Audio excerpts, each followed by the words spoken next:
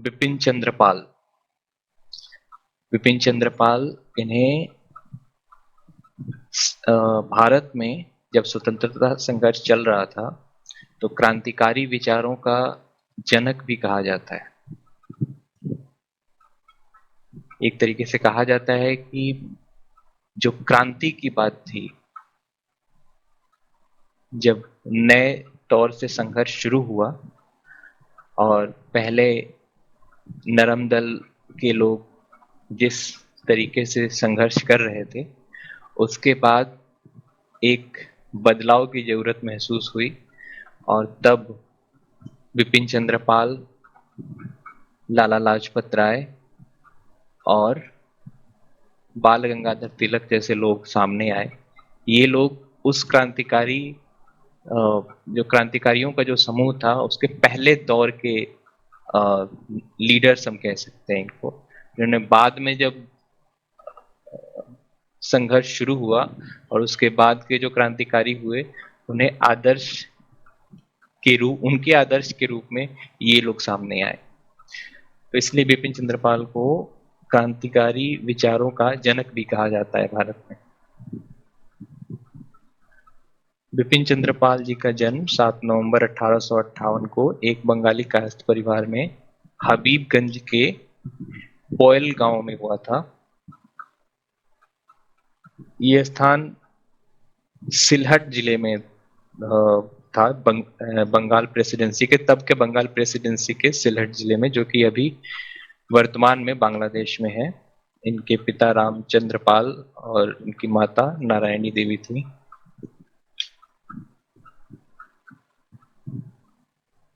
इनका अध्ययन church mission society college, जो कि अब Saint Paul's Cathedral Mission College है कलकत्ता में, वहाँ इन्होंने अपनी पढ़ाई की।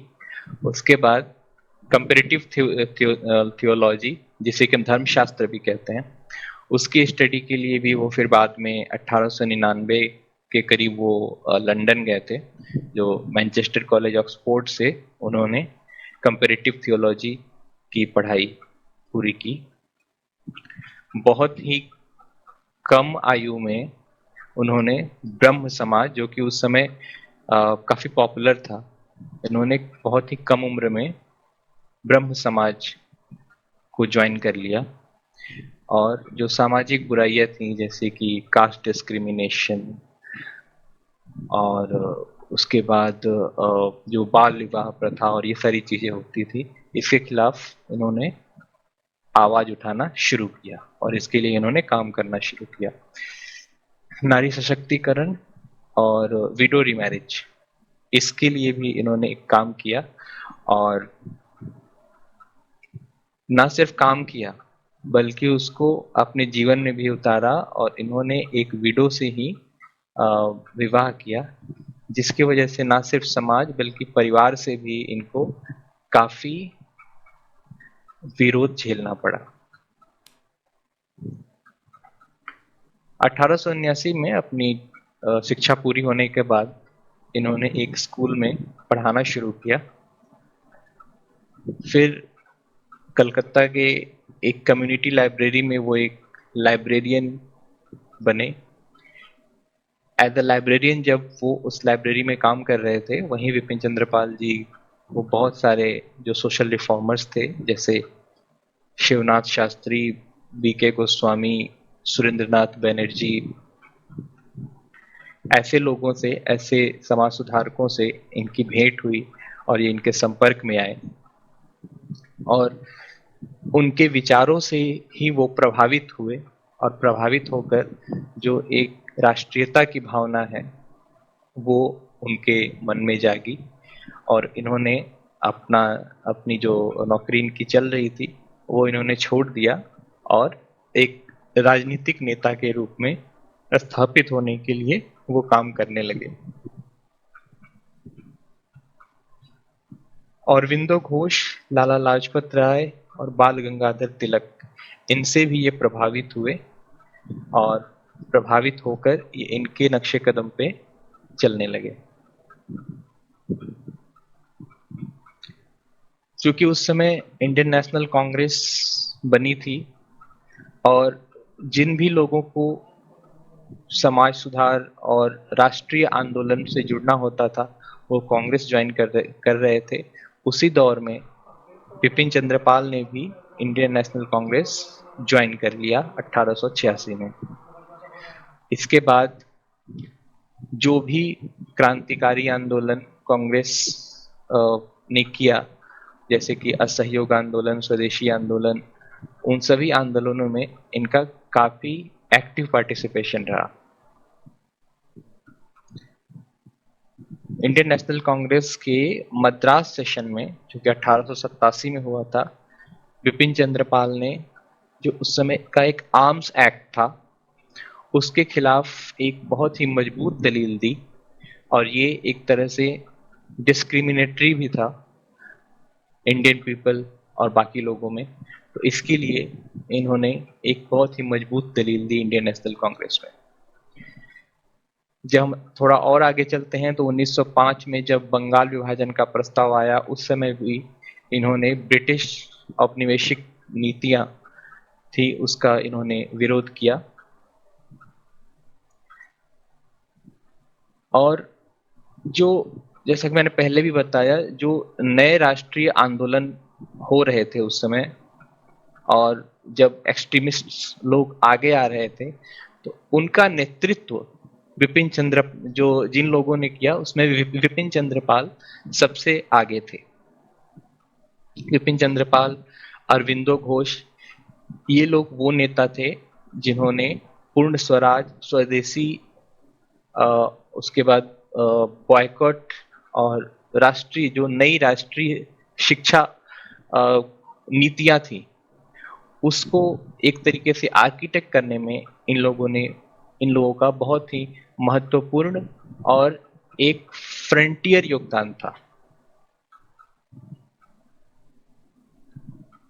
स्वदेशी आंदोलन जब शुरू हुआ तो वो इसके मेन आर्किटेक्ट थे जिन्होंने स्वदेशी आंदोलन का कॉन्सेप्ट शुरू किया। इसलिए इन्हें, यही कारण है कि इन्हें क्रांतिकारी विचारों का, भारत में क्रांतिकारी विचारों का जनक भी कहा जाता है। लाला लाजपत राय और बाल गंगाधर तिलक के साथ लाल बाल पाल, जिसे इतिहास में भी, जिस तिकड़ी को क्रांतिकारी विचारों के लिए और क्रांतिकारी विचारों के पुरोधा के रूप में इस त्रयी को जाना जाता है, उसके ये पाल थे विपिन चंद्र पाल। लाल बाल पाल ने स्वराज को एक जन आंदोलन बना दिया था, जिन्होंने स्वराज शब्द का इस्तेमाल इससे पहले स्वामी दयानंद सरस्वती ने किया था, लेकिन उसको जन आंदोलन बनाने में इनका बहुत बड़ा योगदान था, जिन्होंने जन जन तक स्वराज की भावना को और स्वराज का जो कॉन्सेप्ट है उसको पहुंचा दिया। उस समय ऐसे विरोध जो अनुनय विनय पे आधारित होते थे, जो कि उस समय के इंडियन नेशनल कांग्रेस के नेतृत्व में जितने भी आंदोलन हो रहे थे, ये उसी तरीके के विरोध होते थे, जहां पे हम अनुनय विनय इन सब चीजों पे ज्यादा जोर देते थे। इसका इन्होंने विरोध किया और इस तरीके की विचारधारा में इनका विश्वास नहीं था, और उन्होंने सामने आकर विरोध करने का और हर तरीके से विरोध करने का, ना सिर्फ असहयोग और इस तरीके की चीज नहीं, हर तरीके से विरोध करने का, पूर्ण स्वराज के लिए काम करने का इन्होंने निश्चय किया, और इसके लिए इन्होंने आम जनता से भी आह्वान किया। इनके जो कार्यक्रम होते थे, इनके जो विचार होते थे, वो स्वदेशी, बॉयकॉट, जो विदेशी चीज होती थी, विदेशी वस्तुएं होती थी, विदेशी संस्थान होते थे, विदेशी नीतियां होती थी, उनका पूर्ण बहिष्कार करना, और जो शिक्षा चल रही थी उस समय, उस शिक्षा में अपने जो भारत की मूल शिक्षा थी उसको फैलाना, उसका प्रसार करना, इसका इन्होंने प्रसार किया। और स्वदेशी और जो विदेशी चीजें थी उनका बहिष्कार किया। इनका मानना ये था कि जब हम स्वदेशी अपनाएंगे तो ये गरीबी और अनएम्प्लॉयमेंट, जिसे बेरोजगारी कहते हैं, इसको भी हटाने में इसका महत्वपूर्ण योगदान होगा। फिर हम ये देखते हैं कि इनको गिरफ्तार कर लिया गया। जब वंदे मातरम कॉन्स्पिरेसी केस हुआ तो उस समय अरविंदो घोष, ये जो समय था ये 1906-1907 का समय था, अरविंदो घोष के खिलाफ इन्हें बयान देने के लिए कहा गया, अंग्रेजों ने कहा, जिसको उन्होंने मना कर दिया, जिसकी वजह से इनके ऊपर द्रोह का आरोप लगा और इन्हें गिरफ्तार कर लिया गया। बाद में वो यहाँ से लगभग 6 महीने के बाद वो जेल से निकलते हैं और फिर 1907 में ये इंग्लैंड चले जाते हैं, जहां लंदन में ये इंडिया हाउस को ज्वाइन करते हैं। और इंडिया हाउस में जाकर उन्होंने एक मैगजीन जिसे स्वराज के नाम से उन्होंने निकाला 1908 में। और उनके जो आइडियाज थे, राष्ट्रवादी विचार थे और जो गरम दल के विचार थे, वो इन्होंने फैलाना शुरू किया, उसके बारे में, उसके विषय में लिखना शुरू किया। मदन लाल ढींगरा ने 1907 में 1908 में जब कर्नल वैली की हत्या कर दी तो फिर लंदन में स्वराज को बैन कर दिया गया और विपिन चंद्र पाल को इससे आर्थिक और मानसिक रूप से भी काफी क्षति हुई, जिसके बाद इन्होंने ये इंडिया वापस आ गए। इंडिया वापस आने के बाद इन्होंने हिंदू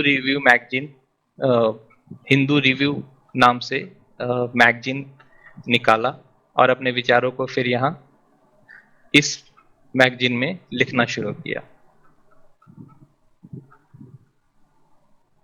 विपिन चंद्र पाल के बारे में कहा जाता है कि जो गांधी की जो विचारधारा थी, उसका सबसे पहला विरोध करने वाले विपिन चंद्र पाल थे।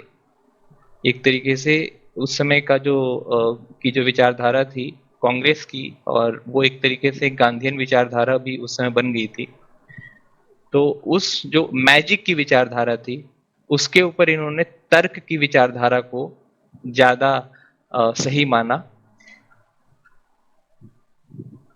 इनका ये कहना था कि हम बैठकर अगर हम कुछ किसी से विनय कर रहे हैं, हम असहयोग कर रहे हैं, तो इससे हम अगर कुछ उम्मीद कर रहे हैं, कुछ आशा कर रहे हैं, तो वो बस एक चमत्कार हो सकता है। अगर हम तर्क पे चलें तो हमें सामने आकर अपने विचारों को धार देना होगा और हर तरीके से विरोध करना होगा, जैसे कि मैंने आपको पहले बताया। बाद में जब सविनय अवज्ञा आंदोलन गांधी जी ने शुरू किया, इसका भी इन्होंने विरोध किया। इसके पीछे की विचारधारा वही थी कि हम इस तरीके से अनुनय विनय नहीं करेंगे, जो हमारा है वो पूर्ण रूप से हमारा है, और संपूर्ण स्वराज की बात की। विपिन चंद्र पाल ने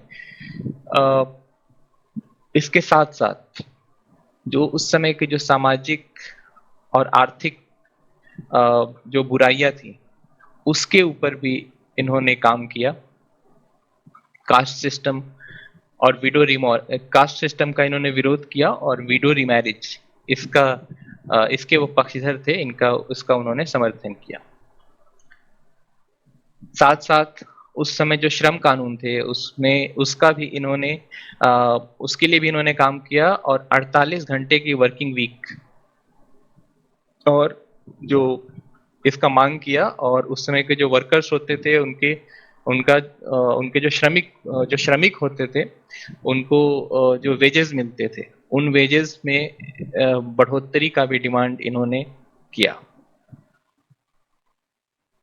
जीवन के अंतिम 5-6 वर्षों में वो कांग्रेस से एक तरीके से अलग हो गए थे, क्योंकि कांग्रेस के विचार इनसे नहीं मिल रहे थे, और इन्होंने एक अलग लगभग 5-6 साल तक इन्होंने अलग जिंदगी बिताई।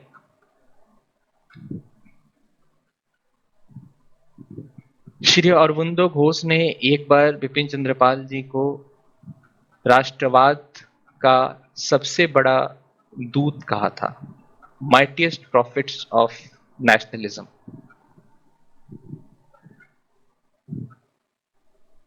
बिपिन चंद्रपाल जी एक बहुत अच्छे लेखक भी थे और पत्रकार भी थे। पत्रकार के रूप में इन्होंने Bengal public opinion, the Tribune, New India ऐसे पत्रिकाओं में इनका योगदान रहा और इन्हीं पत्रिकाओं में इन्होंने जो राष्ट्रवाद की जो भावना थी और लोगों तक, जन जन तक पहुंचाया, जिसने कि राष्ट्रवाद की भावना को जन आंदोलन बना दिया। एक और महत्वपूर्ण चीज देखने को मिलती है कि इन्होंने ये बहुत अच्छे राइटर भी थे और राइटर और जिन विषयों पर इन्होंने ये लिखते थे वो काफी उग्र होते थे। इन्होंने एक बुक लिखी थी our real danger.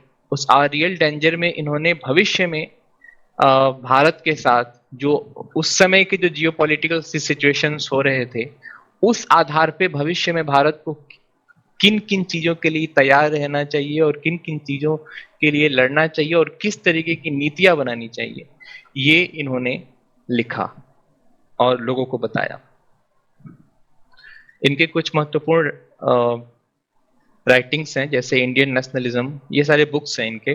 Nationality and empire, Swaraj and the present situation, the basis of social reforms, the soul of India, the new spirit. इसके अलावा कुछ पत्रिकाओं से भी ये जुड़े रहे हैं जैसे बंगाली में परिदर्शक, न्यू इंडिया इंग्लिश में, वंदे मातरम, स्वराज, ये कुछ पत्रिकाएं थी जिनसे वो जुड़े रहे। बिपिन चंद्रपाल जी का देहांत 20 मई 1932 को हो गया। 7 नवंबर 1958 को भारत सरकार ने इनके नाम से पोस्टेज स्टैंप इनके सम्मान में जारी किया। धन्यवाद।